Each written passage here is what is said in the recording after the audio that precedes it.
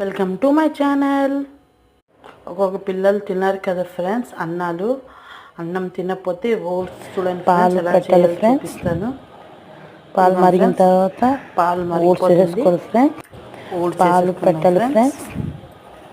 పాలు మరిగిన తర్వాత ఓట్స్ వేసుకోవాలి ఫ్రెండ్స్.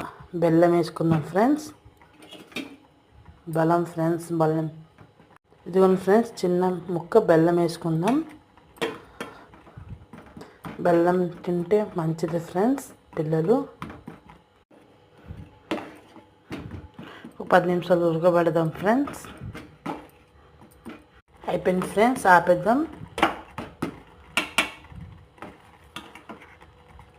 చూడండి ఫ్రెండ్స్,